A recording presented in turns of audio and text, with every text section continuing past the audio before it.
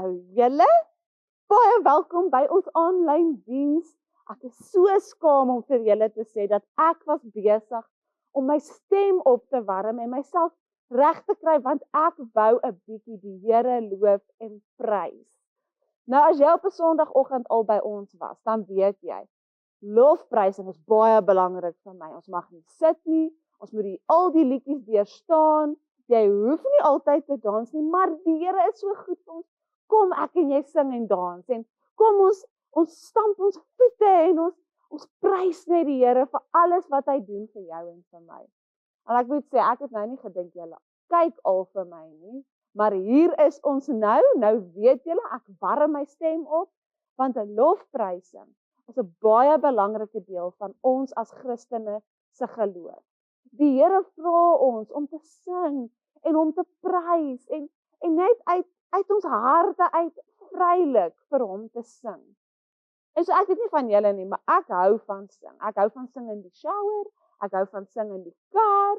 Ek het net laas Sondag toe hoor ek van 'n maatjie in hulle huis maak hulle beurte. Maandag is sy beurt, Dinsdag is sy neefie se beurt, Woensdag is sy sussie se beurt, Donderdag is sy ander niggie se beurt en dan Vrydag is die jongste een van hulle almal se beurt om liedjies te kies. En toe sê hulle net hoe hulle sing in die kar en toe sê hy ook vir my hoe geïrriteerd hy is want sy sussie kies heeltyd een liedjie.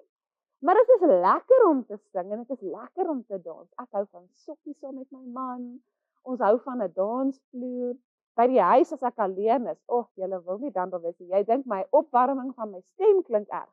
Jy moet sien hoe dans ek as ek alleen is vir jou. Dis baie erg. Maar om te dans en te sing en die Here te loof is regtig my ongelooflik lekker. En vir die Here is dit ook ongelooflik spesiaal. Nou ek weet baie van ons, seker amper almal van ons, geniet om te sing.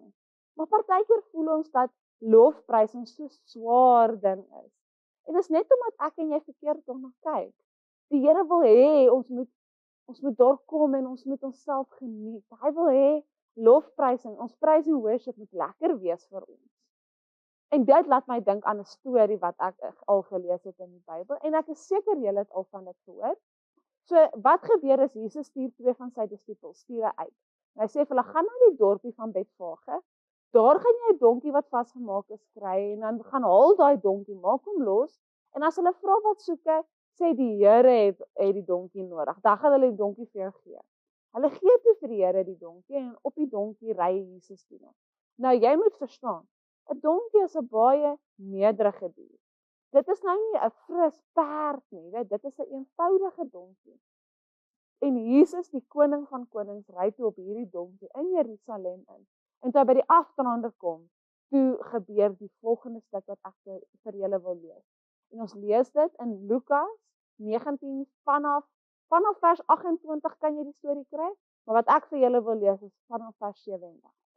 Toe Jesus naby die lang afdraande kom wat van die Olyfberg af na Jerusalem toe loop, het 'n groot klomp van sy volgelinge begin om God hardop te loof en te prys. Hulle was baie bly oor al die groot dinge wat hy gedoen het.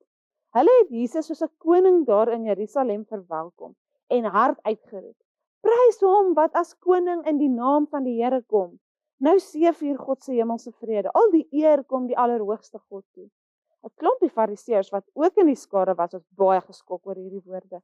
Hulle sê toe: "Leermeester, hou jou disippels in toom. Jy kan mos nie toelaat dat hulle sulke dinge oor jou sê nie."